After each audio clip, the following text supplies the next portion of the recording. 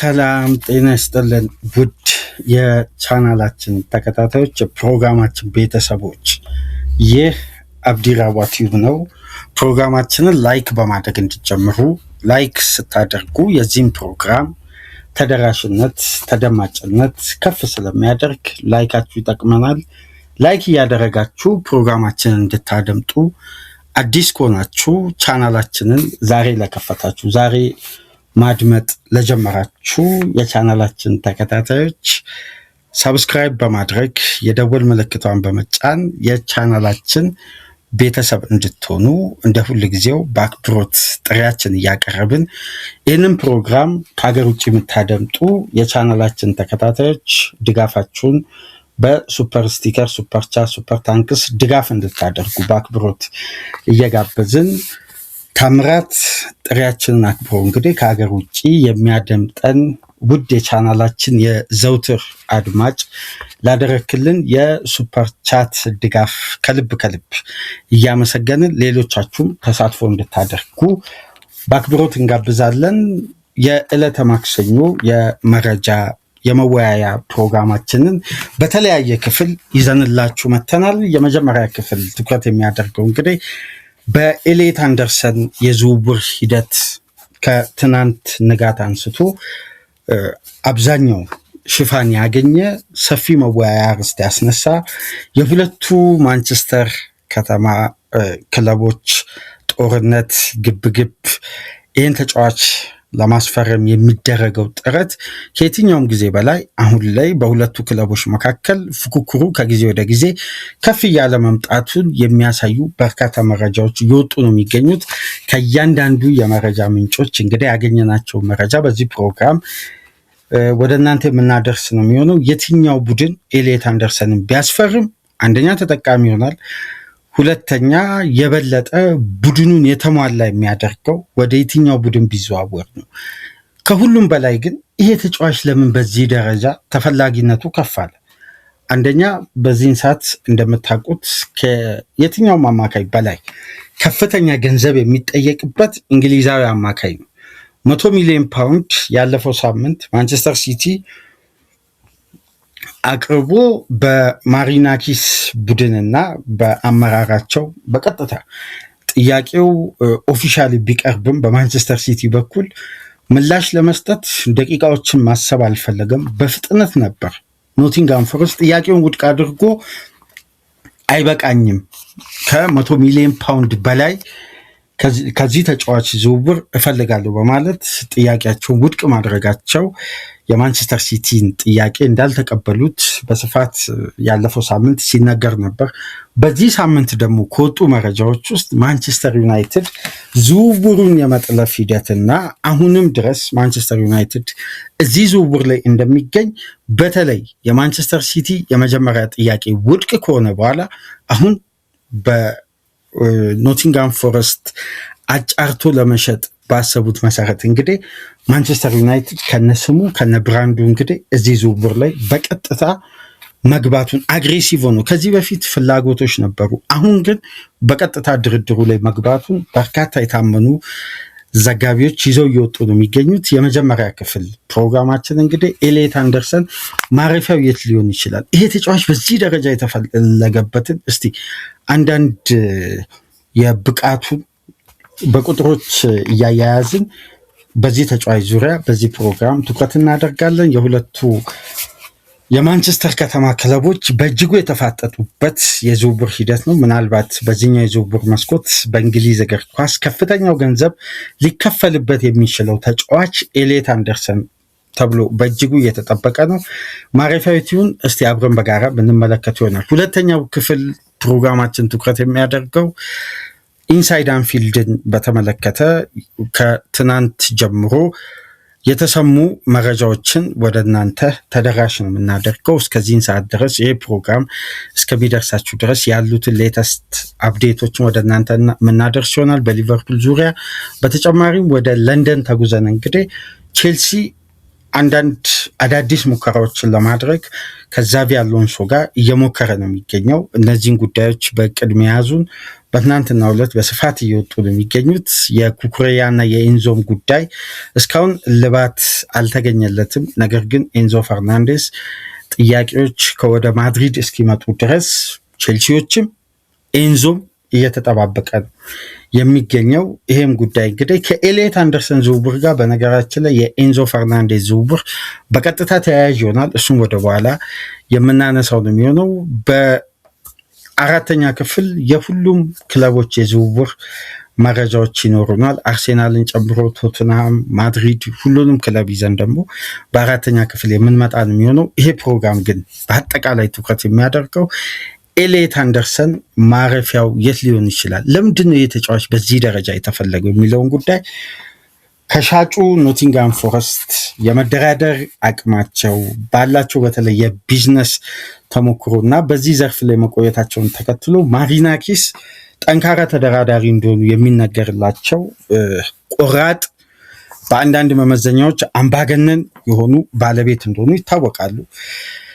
እኚህ ግለሰብ እንግዲህ በፕሪሚየር ሊጉ ብዙ አነጋጋሪ ጉዳዮችን ከዚህ በፊት ሲፈጥሩ ተመልክተናል። ኑኖ ስፒሪቶ ሳንቶስም ሜዳ ድረስ በመግባት በመውቀስ ደጋፊው በመላው ዓለም በቴሌቪዥን መስኮት እየታየ እንግዲህ የራሳቸውን አሰልጣኝ በእጅጉ ሜዳ ውስጥ ገብተው ሲወቅሱ ሲተቹ ፊት ለፊት ተስተውለዋል።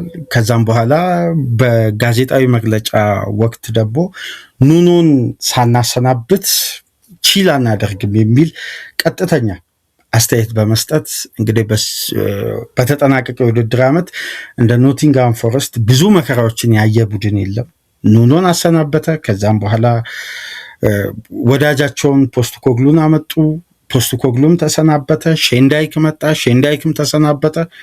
በቪተር ፔሬራ እንግዲህ ኖቲንጋም ፎረስት ሳይወርድ መትረፍ የቻለው በሊጉ የበለጠ በቪክቶር ፔሬራ ውስጥ ደግሞ በቪክቶር ፔሬራ ስር የተሻለ ቡድን ሆኖ በሊጉ መቆየት ችሏል። ጥሩም ፔርፎርም ማድረግ ችሏል። ከዛም በኋላ በእነዚህ ሁሉ የሽግግር ጊዜያት ውስጥ ግን በእያንዳንዱ አሰልጣኝ ውስጥ ኢፌክቲቭ የነበረው ተጫዋች ኤሌት አንደርሰን ነው። ስለ ኤሌት አንደርሰን ሲነሳ አድማጮች አንድ የሚያስገርመኝ ጉዳይ በ2024-25 የውድድር ዓመት ከመጀመሩ ቀደም ብሎ በነበረው የዝውውር መስኮት ሳመር ላይ ኒውካስል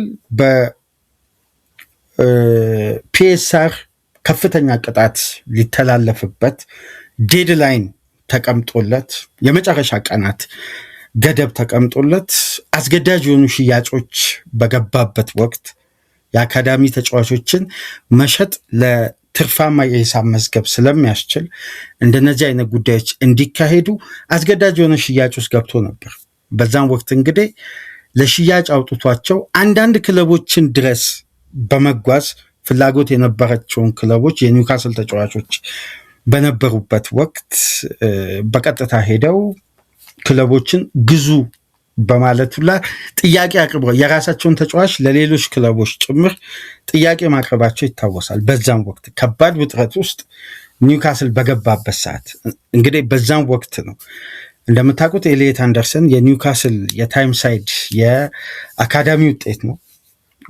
በዛን አጋጣሚ ነበር ኖቲንጋም ፎረስትም በተመሳሳይ የፒኤስአር ጫና ነበረበት። ነገር ግን የሂሳብ መዝገባቸውን ለማስተካከል የተወሰኑ ሽያጮችን ያከናወኑበት ባላንስ ለማድረግ የጣሩበት ወቅት መሆኑን ተከትሎ ኖቲንጋም ፎረስቶች በቀጥታ ኤሌት አንደርሰን ለማስፈረም 35 ሚሊዮን ፓውንድ እንዳቀረቡና የዝውውሩ ሂደት የተፈጸመበት መንገድ ደግሞ ኖቲንጋም ፎረስትንም የጠቀመ ነው፣ በተቃራኒው ኒውካስልንም የጠቀመ ነበር እና በ35 ሚሊዮን ፓውንድ ከተስማሙ በኋላ ግን ያ 35 ሚሊዮን ፓውንድ የሚከፈለው የነበረው በወቅቱ በቀጥታ ለኒውካስል ነው። ነገር ግን በቀጣዩ ሲዝን የሚጸና እዛው ኖቲንጋም ፎረስት በውሰት ውል የሚቆይ ነገር ግን የዝውውሩ አካል ሆኖ የተመዘገበው ደግሞ ቪላስኮቪች የሚባል ግብ ጠባቂ የድርድሩ አካል ሆኖ በ15 ሚሊዮን ፓውንድ ተመን የኒውካስል ንብረት ሆኖ ነው አንድ ግብ ጠባቂ ኤሊየት አንደርሰን ደግሞ ወደ ኖቲንጋም ፎረስት የተዘዋወረው። ተጫዋች በዝውውሩ መሀል ዲል ውስጥ ነበር። ስለዚህ ኤሊየት አንደርሰንን ኖቲንጋም ፎረስት ያገኘው በ20 ሚሊዮን ፓውንድ ነው። 35 ሚሊዮን ፓውንድ የሂሳቡ ተመን ሲሆን 15 ሚሊዮን ፓውንድ የኖቲንጋም ፎረስት ግብ ጠባቂ የነበረው አሁን ከኒውካስልም ሪሊዝ ተደርጓል። ሶስተኛ ግብ ጠባቂ ነበር። 15 ሚሊዮን ፓውንድ ተመን ወጥቶለት በጊዜ ኒውካስል ንብረት ሆኖ እዛው በኖቲንጋም ፎረስት ቆይታ እንዲያደርግ የተወሰነው ግብ ጠባቂ እንግዲህ በዚህ አይነት ሂደት ኖቲንጋም ፎረስቶች ኤሊየት አንደርሰን አስፈረሙ።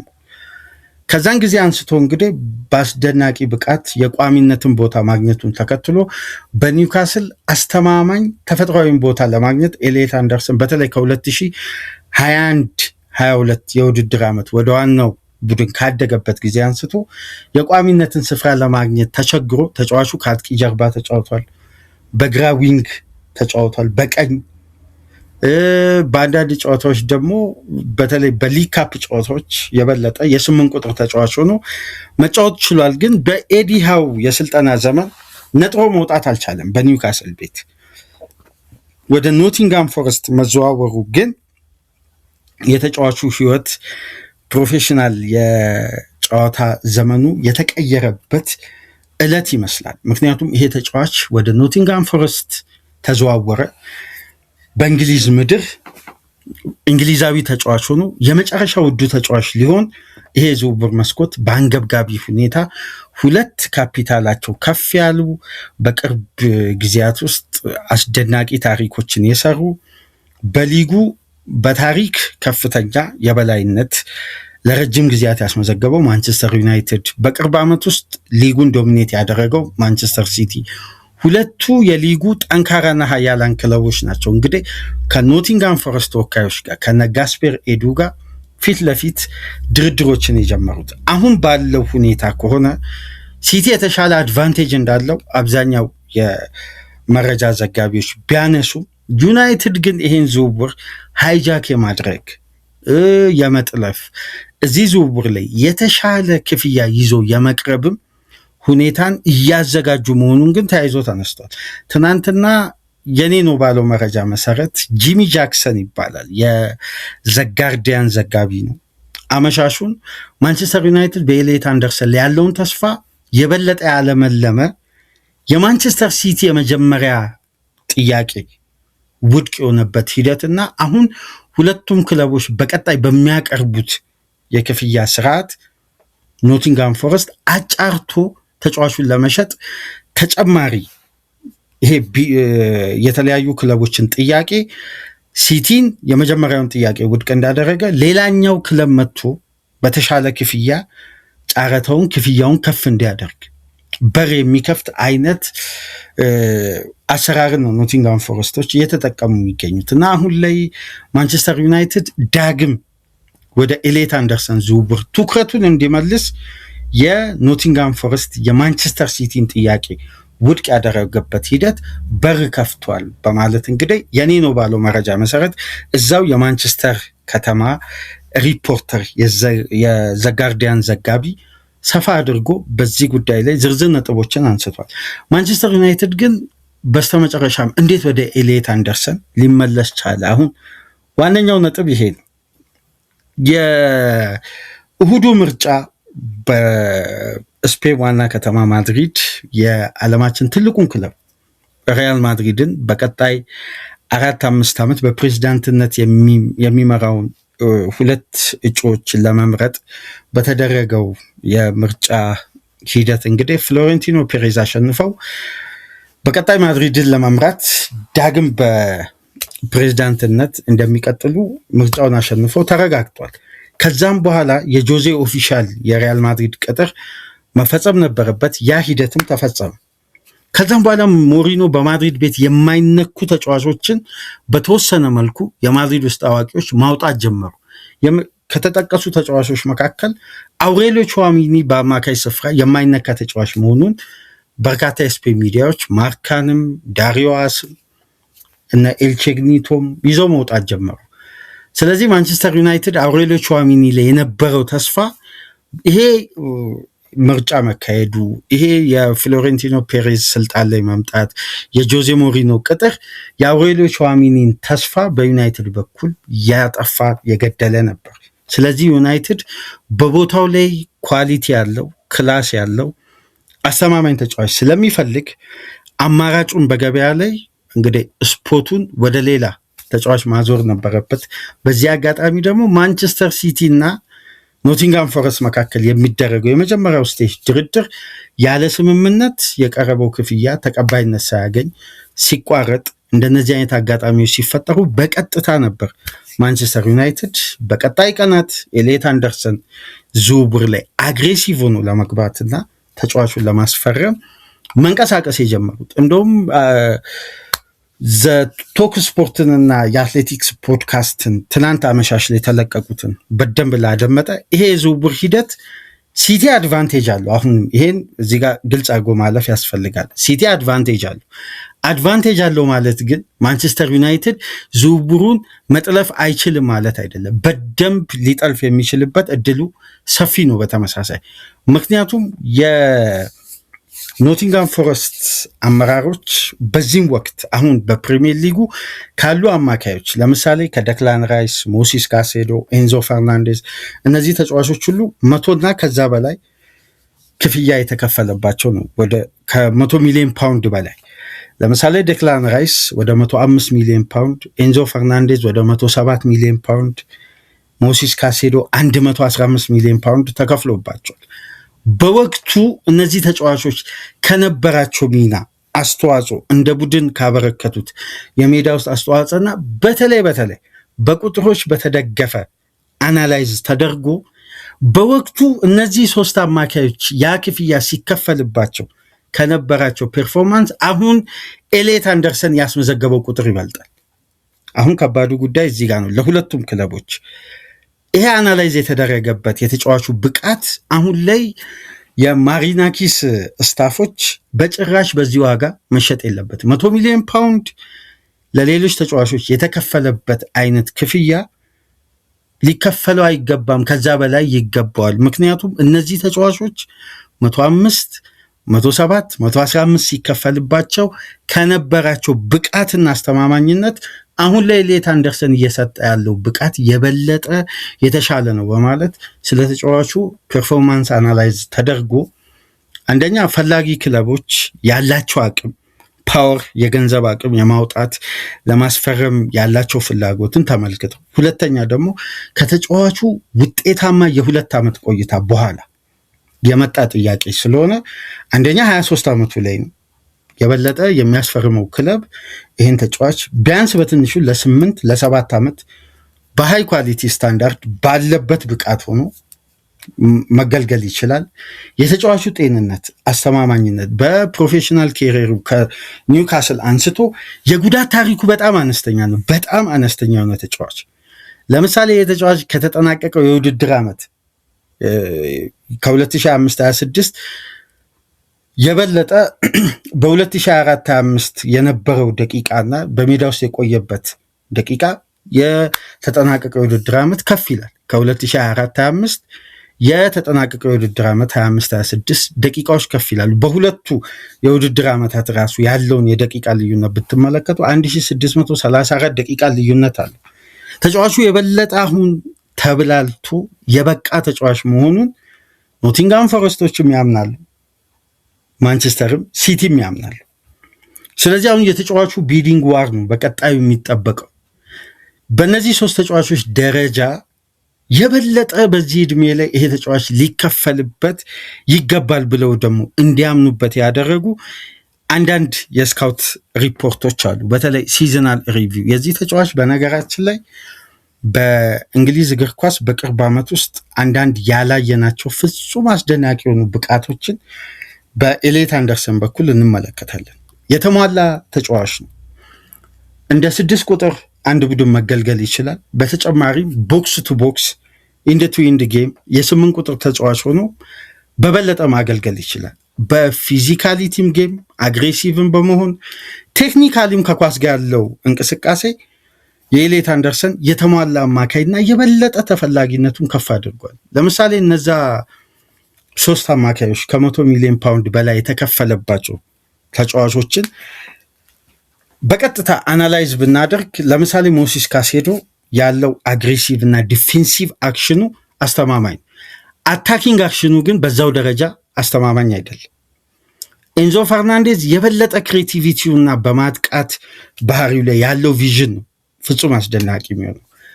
ደክላን ራይስ ባለመድከም ከሳጥን ሳጥን በሚያደርገው እንቅስቃሴ ባለው ኢንቴንሲቲ እና ኢነርጂ አስተማማኝ ነው። ግን በአንዳንድ መመዘኛዎች ከራይስም የተሻለበት ቁጥሮች አሉ ኤሊየት አንደርሰን።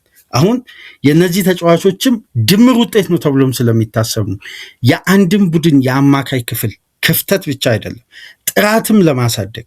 ለምሳሌ ማንቸስተር ሲቲ የተጫዋች እንደሚባለው አድቫንቴጁን ተጠቅመው ሲቲዎች ካስፈረሙት የሮድሪ እድሜ መግፋት፣ ተደራራቢ ጉዳት፣ አሁን ሮድሪ ውስጥ እያጣን ያለ ነው ሜዳ ውስጥ የሚታየው ኢነርጂ ማጣትን በአስተማማኝ ሁኔታ ከቨር ያደርጋል። ግን ይሄ ማለት ቴክኒካሊ ሮድሪ የሚሰጠው ሚና ሁሉ ኤሊየት አንደርሰን ይሰጣል ማለት አይደለም። የሮድሪ ክላስ ይታወቃል። ባላንስ አጠቃቀሙና ጌም ማኔጅመንቱ ቪዥኑ በጣም ልዩ የሆነ 6 ቁጥር ተጫዋች ነው። እንደ 6 ቁጥር ተጫዋች እኮ ሮድሪ ዲስትሮየር አይደለም። ቴክኒካል ኬፓቢሊቲውን አስደናቂ በዛ ቦታ ላይ ግን የኤሊየት አንደርሰን መምጣት በማንቸስተር ሲቲ ቤት ለምሳሌ የአማካይ ክፍሉ ላይ የጠፋውን ኢነርጂና አግሬሲቭነት መመለስ ይችላል። አሁን ሲቲ ቤት በደም ተመልከቱ። የተጠናቀቀው የውድድር ዓመት ሲቲ ዋንጫውን ካጣባቸው ምክንያቶች መካከል ተብሎ የሚነሳው የአማካይ ክፍሉ ኢንቴንሲቲ እና ኢነርጂ ነው። ዓመቱን ሙሉ በአንድ አይነት መንገድ አልተጓዝም። ጋርዲዮላ ስንት አይነት ሮቴሽን፣ ኒኮ ራይሊን ኢንቨርትድ ፉልባክ አድርጎ ከዛን አማካይ ክፍል ባላንሱን ለማግኘት ፔፕ ሲታገል ነበር ሲዝኑ ሙሉ። በተለይ በሮድሪ ጉዳት ኒኮ ጎንዛሌዝን፣ ቲጃኒ ራይንደርስን፣ ኮቫቺችን ያልሞከረው ተጣማሪ የለም ከበርናንዶ ሲልቫ ጋር። በስተመጨረሻም ነው ወደ ሲዝኑ የመጨረሻ 14-15 ጨዋታዎች ላይ ሲቲ ዳግም ማንሰራራት የጀመረው። ይሄ ተጫዋች ሲመጣ ግን የሚያሟላቸው የአማካይ ክፍል ጥንካሬዎች አሉ። አንደኛ ያለማቋረጥ በፕሬሲንግ ውስጥ የሚቆይ በዲፌንሲቭ አክሽን ውስጥ የሚቆይ የበለጠ ወደ አታኪንግ ርሰድ የሚሸጋገሩ እንቅስቃሴዎች ላይም ከኳስ ጋም ያለ ኳስም ያለው ቴክኒክ፣ ግንዛቤ፣ አግሬሲቭነት በጣም በጣም አስተማማኝ ነው። በነገራችን ላይ በቅርብ ዓመት በእንግሊዝ እግር ኳስ እንደ ኤሊየት አንደርሰን አይነት የተሟሉ አማካዮች ቁጥር በጣም አነስተኛ፣ በተለይ እንግሊዛዊ ቴክኒካሊም ታክቲካሊም ሻርፕ ይሆኑ። አሁን እኮ ኤሊየት አንደርሰን የ6 ቁጥር ቦታን ያሟላል ብቻ አይደለም። ይሄ ተጫዋች ከኳስ ጋር ያለውም ቴክኒክ እኮ በብዙ ርቀት ከአብዛኛው የ6 ቁጥር ተጫዋቾች የተሻለ። በደም ኤሊየት አንደርሰንን ለተመለከተ የእግር ኳስ ቤተሰብ ማለት ነው። ለምሳሌ በዘንድሮ ሲዝን 39 ጨዋታዎችን በሁሉም ውድድሮች ለኖቲንግሃም ፎረስት አድርጓል። በአማካይ በ90 ደቂቃ ያሉትን እስቲ አንዳንድ ቁጥሮች አናላይዝ የተደረገውን እንመልከትና በተለይ ማንቸስተር ዩናይትድ ይሄን ተጫዋች የሚያስፈርም ከሆነ ማንቸስተር የረጅም ዓመት የአማካይ ክፍል ጥያቄውን በአግባቡ መመለስ የሚችል አቅም ያለው ተጫዋች በአግባቡ በደንብ የዩናይትድን አማካይ ከሚጠበቀው በላይ ያጎለብታል። በተለይ ይሄ በ3-4 ተጫዋቾች ሊጠገን የታሰበውን ሚና ይሄ ተጫዋች ቢያንስ 60% ከቨር የማድረግ አቅም አለው። ዲፌንሲቭሊም በአታክም የበለጠ ደግሞ በኢነርጂ የተሞላ። አሁን ለምሳሌ ማንቸስተር ዩናይትድ ቤት ካሪክም ከመጣ በኋላ የሙሉ 90 ደቂቃ ቡድን የመሆን ባህሪ ዩናይትድ ይፈልጋል። ለዛ ደግሞ ባላንስ መጠበቅ አለበት። ባላንሱ እንዲጠበቅ ደግሞ ሙሉ በሙሉ ይሄ በአሁን ላይ ከሚገኘው እድሜ አንጻር ፊዚካሊም ቴክኒካሊም በኢነርጂ የሚጫወት ከጉዳት በጸዳ መልኩ ይሄን የተከላካይ ክፍል በደንብ ሽፋን መስጠት የሚችል በማጥቃቱ በኩል የበለጠ የቡድን አጋሮችን የሚያግዝ ከቨር የሚሰጥ እገዛውም የማይቋረጥ ድካም አልባ የሆነ የ90 ደቂቃ ተጫዋች። አሁን የነካሰሚሮ ሪስኮች እኮ በደንብ ይታያሉ። አስተማማኝ አገልግሎት በመጨረሻም ሰጥተው ቢለቁም ግን ለረጅም ጊዜ ማገልገል አሁን ለዩናይትድ ትልቁ ራስ ምታት የካሰሚሮን ቦታ ከቨር ማድረግ በኳሊቲ በዛው ጥራት ልክ ከቨር የማድረግ ነው። ስለዚህ ካሴሜሮ የሚሰጠውን አገልግሎት በተሟላ 90 ደቂቃና ሲዝኑን ሙሉ በማያቋርጥ አስተማማኝነት ቦታውን መሸፈን። ለዚህ ደግሞ ተገቢው ተጫዋች ለሁለቱም ቡድኖች በነገራችን ላይ ከሚገባው በላይ ለቦታው አስተማማኝ ነው ይሄ ተጫዋች። ለምሳሌ በተጠናቀቀው የውድድር ዓመት ወደ ተጋጣሚ የመጫወቻ ቦክስ ውስጥ በመግባት 6.8 በአማካይ ወደ ተጋጣሚ የመጫወቻ ፔናልቲ ቦክስ የመግባት አጋጣሚ አለ። ይሄ ማለት ልክ እንደ 8 ቁጥር ሚና ከዶሚኒንጌዝ ጋር በተለይ ሲሰለፉ አብሮ በጋራ በኖቲንግሃም ፎረስት የበለጠ ዶሚኒንጌዝ ጌሙን ቴምቦን ኮንትሮል የማድረግ ባህሪ ያለው፣ ኤሊየት አንደርሰን ከኳስ ጋር ያለ ኳስ ሙሉ ሜዳውን እያካለለ የሚጫወትበት፣ ሶስተኛ ሜዳ ክፍል 10.7 ጊዜ በአማካይ መግባት የእንቅስቃሴ ባህሪ ያለው፣ ወደ ተጋጣሚ የመጫወቻ ቦክስ ውስጥ በየጨዋታው 8.6 ፓሶችን ያደርጋል። በጨዋታ 7.3 ቦል ሪከቨሪ ያደርጋል። በጨዋታ 1.8 ኢንተርሰፕሽኖችን በተሳካ ሁኔታ ያጠናቅቃል። 3.3 ታክሎችን ያካሂዳል። በተለይ ለዩናይትድም ለማንቸስተር ሲቲ በእጅጉ ኤሊየት አንደርሰን ሊያስፈልግ ከሚችልባቸው የጨዋታ ስታይሎች መካከል የጋራ ኳስ የማሸነፍ ጥንካሬ በሃይ ኢነርጂ በተለይ ተጋጣሚን ፕረስ አድርጎ የሽግግር እንቅስቃሴዎችን ለመክታት በሚያስፈልጉ የ50 ለ50 ኳሶች ላይ ያለው ጥንካሬ 7.4 ዱዌሎችን በየጨዋታው የሚያሸንፍ በአማካይ ብቸኛ አማካይ በፕሪሚየር ሊግ 2025/26 ኤሪያል ዱዌሎችን በማሸነፍ 2.4 የአንድ ለአንድ ግንኙነቶችን በማሸነፍ በተለይ ቴኮንሶችን 2.4 በተለይ የኤሊየት አንደርሰን አንድ የሚያስገርመኝ የሜዳ ውስጥ እንቅስቃሴ የድሪብል ስኪሉ እንደ አማካይ አይደለም። በደንብ ድሪብል ማድረግ ይቻላል። በተለይ በባህሪ አሁን በእንግሊዝ ፕሪሚየር ሊግ ከምንመለከታቸው ቴክኒካሊ የተሟሉ አማካዮች መካከል ይሄ የድሪብልን አቅም የማናስተውልባቸው ተጫዋቾች አሉ። ወይም በአብዛኛው ይሄ ወደ ሳይድ የሚወጡ ኳሶችን ፓስ የሚያደርጉ ተጫዋቾች ይበዛሉ። ፔኔትሬት ከኳስ ጋር ወደ ተጋጣሚ የአደጋ ክልል በደንብ ሰብረው የሚገቡ ድሪብል እያደረጉ መሄድ የሚችሉ የአማካይ ቁጥር በጣም ውስን ናቸው። የነ ሶቦዝላይ አይነት ቴክኒክ ብንመለከት እንጂ በአብዛኛው በደንብ ልብ ብላችሁ ከተመለከታችሁ በፕሪሚየር ሊጉ ያለው ሎው ብሎክ በጣም ጥብቅ ስለሆነ በቦል ኬር ድሪብል እያደረጉ የሚሄዱ የአማካይ ባህሪ በፕሪሚየር ሊግ በጣም ቀንሷል እና ይሄ ተጫዋች በዚህ በኩል የተሟላ ተጫዋች ነው ይላል። የበለጠ በየጨዋታው 2.1 ሹቶችን አቴምፕት ያደርጋል። በተጋጣሚ የመጫወቻ ቦክስ 2.8 ኳሶችን በየጨዋታው መንካት ይችላል። ቻንሶችን ክሬት በማድረግ በኩል 2.2 በአማካይ በየጨዋታው። ይሄ ማለት እንደ ተጋጣሚው አይነት ኖቲንግሃም ፎረስት የጨዋታ ይሄንን ልብ ብለን የምንመለከተው በምንድን ነው? በአራት የተለያዩ ፎርሜሽኖች በሚጠቀሙ አሰልጣኝ ውስጥ መሰልጠኑን ከግምት ውስጥ ማስገባት አለብን። ኑኖ ፖስትኮግሉ፣ ሼን ዳይክ እና ቪቶር ፔሬራ ይሄ ዋናው ነጥብ ነው።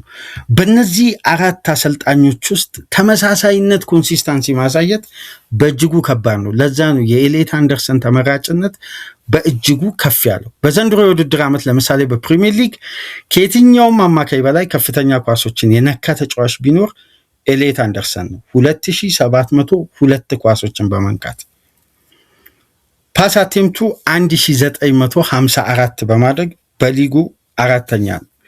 የተሳኩ ፓሶችን በማድረግ ደግሞ 1679 ፓሶችን በማድረግ አምስተኛ ነው በሊጉ።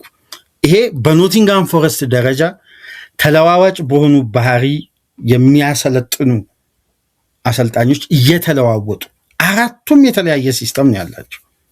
ኑኖ ስፒሪቶ ሳንቶስ ሎው ብሎክ በጣም አሰልቺ ሎው ብሎክ ነው እንደምታውቁት፣ በተለይ ቀድሞ ካገባ። ከዛም በኋላ ፖስትኮግሉ የበለጠ ማጥቃትን የሚመርጥ ቡድን ነው በቶትናም የምናውቀው።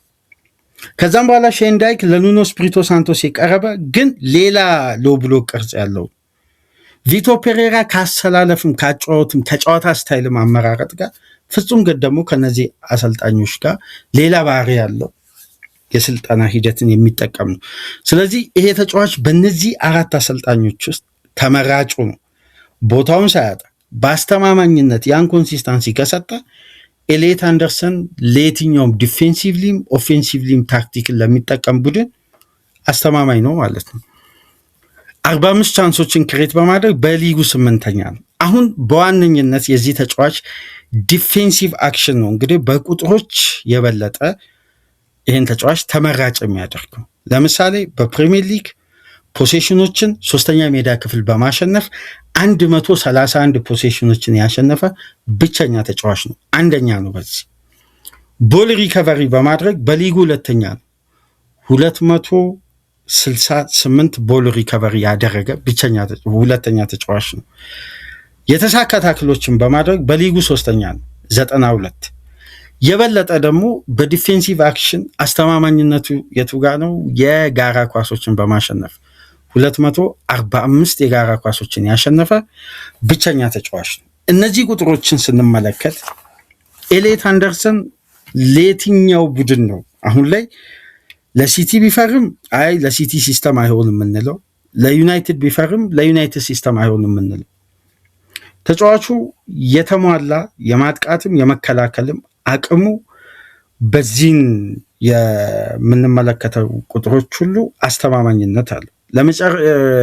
ለምሳሌ የተጫዋች በመጨረሻ የውድድር ዓመት በሁሉም ውድድሮች በተደረጉ ጨዋታዎች ኖቲንግሃም ፎረስት በተሳተፈበት ያደረጋቸው ደቂቃዎች ከ4000 ደቂቃ በላይ መጫወት ችሏል እንደምታውቁት። ነገር ግን ለምሳሌ በፕሪሚየር ሊግ ኤሌት አንደርሰን 1928 ቅድም ይቅርታ በስተት ነው 1625 1928 የተሳኩ ፓሶችን በማድረግ በፕሪሚየር ሊጉ ካሉ አማካዮች ብቸኛ ተጫዋች ነው የተሳካ ፓስ በማድረግ። እንዲሁም በማጥቃቱ እንቅስቃሴ በኩል ፎርዋርድ ፓሶችን ወደፊት የሚሄዱ ፓሶችን በማድረግ 769 የተሳኩ ፎርዋርድ ፓስ በማድረግ በሊጉ ካሉ አማካዮችም አንደኛ ነው። እንዲሁም በተጨማሪ 3ኛ ሜዳ ክፍል ፖሴሽኖችን በማሸነፍ በአጠቃላይ በጨዋታው ውስጥ የሚያሸንፋቸው ፐርሰንት በ190 ደቂቃ ፖሴሽን የማሸነፍ አቅሙ ተጫዋቹ 88.9 ነው በአማካይ። በአጠቃላይ በሲዝን ውስጥ ያሉ ስታቲክሶችን ስንመለከት 3ኛ ሜዳ ክፍል ያሸነፋቸው ፖሴሽኖች 149 ሆኖ ነው የተጠናቀቁት። ይሄ ደግሞ በሊጉ ብቸኛ ያደርጓል። ቦል ሪከቨሪውም ቅድም የመጨረሻ የፕሪሚየር ሊግ 6 ጨዋታ ያልተካተተበት ስታት ነበር በስተት ወደ እናንተ ያደረስኩትና 293 ቦል ሪከቨሪ በማድረግ በሊጉ ብቸኛ አማካይ ነው። ስለዚህ ኤሌት አንደርሰን አስተማማኝነቱ በሁሉም የሜዳ ክፍል ነው። ስለዚህ ይህን ተጫዋች የሚያስፈርም ቡድን በተሟላ ቅንጅትና የአማካይ ክፍል ባላንስ ከኳስ ጋም ያለ ኳስም ጤናማ እንቅስቃሴ ማድረግ ይችላል። የዚህ ተጫዋች ኢንቴንሲቲ ግን ከየትኛውም አማካይ የበለጠ በተለይ በዚህን ሰዓት አስተማማኝነቱ በላቀ ደረጃ የሚቀመጥ ነው እና ዴቪድ ኦርኒስተን አመሻሹን በአትሌቲክስ ፖድካስት በነበረው ቆይታ አሁን ላይ እንደምሰማው ከሆነ አለ ምናልባት በእንግሊዝ ሚዲያ ደረጃ ከጣሊያናዊው ፋብሪዚዮም ከማንም በላይ 100% ሊታመን የሚችለው ሪሊያብል ሶርስ ልንለው የምንችለው ዴቪድ ኦርኒስተን በየትኛውም ዘገባው ጠብ የማይል እና ይሄ ዘጋቢ ምን ይላል? አሁን ላይ ኖቲንግሃም ፎረስቶች እንደምንሰማው ከሆነ ለእንግሊዛዊ ተጫዋች ሪከርድ የእንግሊዛውያን ተጫዋቾች ሪከርድ እንዲቀርብለት ኖቲንግሃም ፎረስት ፈልገዋል 120 ሚሊዮን ፓውንድ ገደማ። ይሄ ቀላል የሚባል ክፍያ አይደለም። እንግዲህ የትኛው በአንገብጋቢ ሁኔታ የሚፈልጉት ክለቦች ይህንን ክፍያ የመክፈል ግዴታው ሳይገቡ እንዳልቀሩ ነው ዴቪድ ኦርኒስተን የሚያነሳው። ግን ሲቲ ለምሳሌ 100 ሚሊዮን ፓውንድ አቅርቦ ኖቲንግሃም ፎረስት 120 ሚሊዮን ፓውንድ የሚፈልግ ከሆነ አማካይ ዋጋው የተጫዋቹ የሽያጭ ዋጋ ሊሆን ይችላል በቀጣይ። ግን አሁን ሁኔታውን የበለጠ ኮምፕሊኬትድ የሚያደርጉ አንዳንድ ሁኔታዎች አሉ። ለምሳሌ እንግሊዝና ኒውዚላንድ ጨዋታ እንዳደረጉ ጨዋታው ከተጠናቀቀ በኋላ ስለ ዝውውር ቶማስ ቱኸል ተጠይቀው ነበር።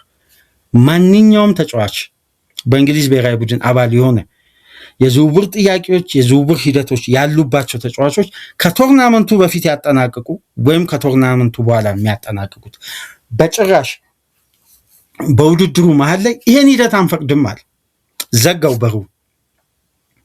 ስለዚህ የእንግሊዝ ብሔራዊ ቡድን በቀጣይ ረቡዕ የመጀመሪያ የዓለም ዋንጫ ጨዋታውን ከማድረጓ በፊት የሁለቱ ማንቸስተር ከተማ ክለቦች ጥያቄ በእጅጉ ይጠበቃል። ከሁለት አንዱ ኦፊሻል ቢድ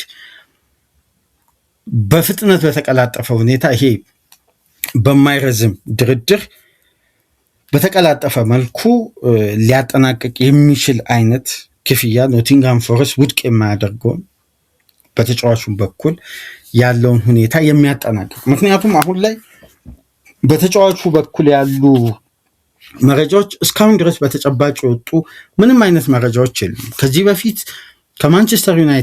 ከማንቸስተር ሲቲ ጋር ፐርሰናል ተርም ተጠናቋል የሚሉ መረጃዎችን ሰማ ነበር። አሁን ደግሞ ትናንት ምሽት የአትሌቲክስ ፖድካስት ላይ ዴቪድ ኦርኒስተን እስካሁን ድረስ በተጫዋቹ ተወካዮች በኩል ያለው እውነታ ግልጽ አይደለም እያለ ነበር። ማንቸስተር ሲቲ ተጫዋቹ መፈረም ይፈልግ፣ ወደ ዩናይትድ መጫወት ይፈልግ፣ ግልጽ የሆነ እውነታ የለም። ስለዚህ የበለጠ ዲሉ በኖቲንግሃም ፎረስት እጅ አፐር ሃንድ የተያዘ ይመስላል የሚል ጥቆማ አስቀምጧል እና ዩናይትድም አሁን የበለጠ በዚህ ሳመር ቢዚ እንደሆነ አንስቶ እዚህ ተጫዋች ላይ አግሬሲቭ ሆኖ የመግባት ባህሪ በብዙ ምልክቶች አሳይቷል። ስለዚህ የትኛው ቡድን ያስፈርመዋል?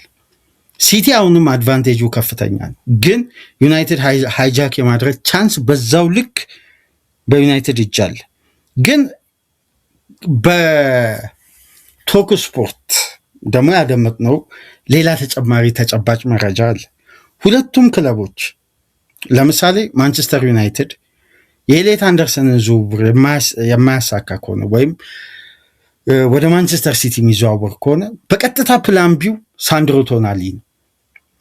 ማንቸስተር ሲቲ በማንቸስተር ዩናይትድ ኤሌት አንደርሰን የሚነጠቅ ከሆነ ቀጥታ ፕላን ቢው ሳንድሮ ቶናሊ ነው። የሁለቱም ክለቦች ፕላን ቢ ሳንድሮ ቶናሊ ነው። ትናንትና ደግሞ ሉክ ኤድዋርድ የሚባለው የቴሌግራፍ ዘጋቢ ኤክስክሉሲቭ ኒውስ ብሎ የራሱን ሙሉ የኒውካስል ሪፖርትን ይዞ በወጣው ዘገባ መሰረት ኒውካስሎች አሁን ላይ ከሳንድሮ ቶናሊ ከ90 እስከ 100 ሚሊዮን ፓውንድ እንደሚፈልጉ ውስጥ አዋቂዎች ይህም መረጃ ጠቁመውኛል በማለት ይገልጻል። እዚህ ጋር ደግሞ የገበያ ይፋዊ ተመን በየክለቦቹ እየተገለጸ ነው። ብራይተን ለባሌባ ከ90 ሚሊዮን ፓውንድ በታች የዝውውር ሂደቱ ሊጠናቀቅ እንደሚችል ቶክ ስፖርት ላይ ስናደምጥ ነበር። የባሌባ ዝውውር ትናንትና ደግሞ ፋብሪዚዮ ሮማኖ ስለ ማቲያስ ፈርናንዴስ በቀጣይ 48 ሰዓታት ዩናይትድ ኦፊሻል ቢድ ለዚህ ፖርቱጋላዊ ተጫዋች ሊያቀርብም እንደሚችል በዩቲዩብ ቻናሉ ላይ ጠቁሞ አሁን ላይ ለተጫዋቹ ዌስትሃሞች 85 ሚሊዮን ዩሮ ወይም 74.5 ሚሊዮን ፓውንድ ገደማ ይፈልጋሉ። ስለዚህ ማንቸስተር ዩናይትድ በጣም ቀጣይ ቀናት ቢዚ የሚሆኑበት የዝውውር ሂደት ነው በአማካይ ክፍል ላይ። ማንቸስተር ሲቲ ደግሞ የበለጠ አንዳንድ ተጫዋቾች በቀጣይ ቀናት ሊለቁ የሚችሉበት እድል በጣም ሰፊ የሆነ ነው። ለምሳሌ ከነዚህ መካከል እንግዲህ ሳቪኒዮ ወደ ቶትናም የመዘዋወሩ እድል ሰፊ የሆነ መምጣቱን ከሰሞኑ ስናደምጥ ነበርና የኤሌት አንደርሰን የዝውውር ሂደት የሁለቱም ክለቦች ትንቅንቅ ባላንጣነት ስሜትን ዳግም አንድ ተጫዋች ላይ ያስነሳ። ሲቲ አድቫንቴጅ አለው፣ ዩናይትድ ሃይጃክ የማድረግ እድል አለው። ስለዚህ ይሄን እንግሊዛዊ ተጫዋች የትኛው የኖርዝ ኢንግላንድ ክለብ የሚያስፈርመው ይሆናል? እስቲ አብረን በጋራ የምናየው ነው የሚሆነው። የበለጠ ሲቲ አድቫንቴጁ ከፍ ቢልም ዲሉ አሁንም አየር ላይ ስላለ ማንቸስተር ዩናይትድ ሃይጃክ አድርጎ የመግባት በተለይ ጥሩ ኦፈር ከጥሩ የደሞዝ ክፍያ ጋር ይዞ የሚቀርብ ከሆነ ምናልባት ይሄን ዝውውር ሊጠልፈው ይችላል። በነገራችን ላይ ማንቸስተር ዩናይትድ ስለ ክሬቲቭ አታኪንግ ሰርድ ተጫዋቾች አሁንም ትኩረት አድርጎ ሞርጋን ሮጀርስ ላይ መግባቱን ያለፈው ሳምንት ስንሰማ ነበር። በዚህ ሳምንት ደግሞ እዛው የኤሌት አንደርሰንን የክለብ ጓደኛው ሞርጋን ጊብስ ዋይት ላይም ትኩረት ማድረጉ እየተነገረን የሚገኝ ነገር ግን ትናንት አመሻሹ በወጡ ከአርጀንቲና በተሰሙ መረጃዎች አንድ የአርጀንቲና ሚዲያ ሪፖርተር ለአንድ ትልቅ ሚዲያ የሚሰራ የበለጠ የራሱ ዩቲዩብ ቻናል ያለው በጣም ሪሊያብል ሶርስ ተደርጎ የሚወሰድ በጣም ስላችሁ በጣም በአርጀንቲና እግር ኳስ ላይ በጣም እውቅ እንደሆነ የሚነገርለት ዘጋቢ ትናንት አመሻሹን አንድ መረጃ ይዞ ወጥቷል። የኔ ነው ባለው መረጃ መሰረት ማንቸስተር ዩናይትዶች ክርስቲያን ሮሜሮን ለማስፈረም ጥያቄ ለማቅረብ ቅድመ ዝግጅት እንዳጠናቀቁ ሮሜሮም ወደ ማንቸስተር የመዘዋወር ፍላጎት እንዳለው ገልጸው እንግዲህ በተጫዋቹ ተወካዮችና በማንቸስተር ዩናይትድ ተወካዮች መካከል ያለፈው ሳምንት ግንኙነቶች ጠበቅ ብሎ መፈጠራቸውና ዩናይትድ የበለጠ ከተጫዋቹ ጋር ባደረገው ኮንታክት መሰረት አሁን ላይ በቀጥታ ለቶትንሃም በቀጣይ ቀናት ኦፊሻል ቢድ ለማቅረብ ቅድመ ዝግጅቱን ማጠናቀቁን እና በቀጣይ ቀናት ለቶትንሃም ጥያቄ እንደሚያቀርብ ይጠበቃል ብሎ ከወደ አርጀንቲና መረጃ የኔ ነው ያለውን መረጃ የትኛው ሚዲያ ላይ አልተዘገበም ከዚህ ሪፖርተር ውጭ። እንደውም በዩቲዩብ ከ500,000 በላይ ተከታዮች ያሉት የዩቲዩብ ቻናል ነው። እንደምናስታውሰው ይሄ ዘጋቢ በአንድ መረጃው ምናልባት በዓለም አቀፍ ተቀባይነቱን አግኝቷል። የአርጀንቲና ብሔራዊ ቡድን ጥሪ የደረሳቸውን ተጫዋቾች ይፋ ሊሆን 2 ቀን ሲቀረብ ቀደም ብሎ መረጃውን በዩቲዩብ ያወጣ ዘጋቢ መሆኑን የበለጠ የዚህም መረጃ ተቀባይነት ከፍ ያደረገውና እስቲ በቀጣይ ቀናት የምንመለከተው ይሆናል። ሁለቱም ክለቦች እንግዲህ ለኤሊየት አንደርሰን ከፍተኛ ፍጥጫ ላይ ይገኛሉ። ይሄ ተጫዋች በተጠናቀቀው የውድድር ዓመት የኖቲንጋም ፎረስትን 14% ኳሶችን መንካት የቻለ ተጫዋች ነው እና የትኛውም ተጫዋች በአንድ ቡድን ውስጥ የዚህን ያክል የኳስ ተች ተጽዕኖ አላደረገም። በፕሪሚየር ሊጉ ብቸኛ ተጫዋች ነው ኤሊየት አንደርሰን። የቡድኑ የኳስ ንክኪ 14% ከቨር የተደረገው በኤሊየት አንደርሰን በኩል ነው እና በርካታ አስደናቂ ቁጥሮች አሉት ይሄ ተጫዋች። እስቲ ለየትኛው ክለብ የጀርባ አጥንት ሆኖ በቀጣይ የውድድር ዓመት የምንመለከት ይመስላችኋል? እስቲ የየራሳችሁን ሀሳብ አስተያየት በኮሜንት መስጫ ላይ ያስቀምጡልን። በዚሁ ላይክ አድርጉ። ላይካችሁ ይጠቅመናል።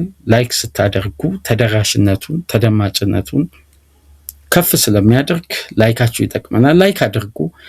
አዲስ ከሆናችሁ ቻናላችንን ዛሬ ለከፈታችሁ ሰብስክራይብ በማድረግ የደወል ምልክቷን በመጫን ቻናላችንን ተቀላቀሉ። ይህንን ፕሮግራም ከሀገር ውጭ የምታደምጡ የቻናላችን ተከታታዮች ድጋፋችሁን በሱፐር ስቲከር፣ ሱፐር ቻት፣ ሱፐር ታንክስ ለቻናላችን እንድታበረክቱ በአክብሮት እየጋበዝን ከዚህ ፕሮግራም በመቀጠል ኢንሳይድ አንፊልድን ይዘላችሁ እንመጣለን። ታምራት በትናንትናው ዕለት ላደረክልን የሱፐር ታንክስ ድጋፍ ከልብ እያመሰገንን ሌሎቻችሁም ድጋፍ አድርጉ። በኢንሳይድ አንፊልድ ተመልሰን እንመጣለን። ሰላም ቆዩ።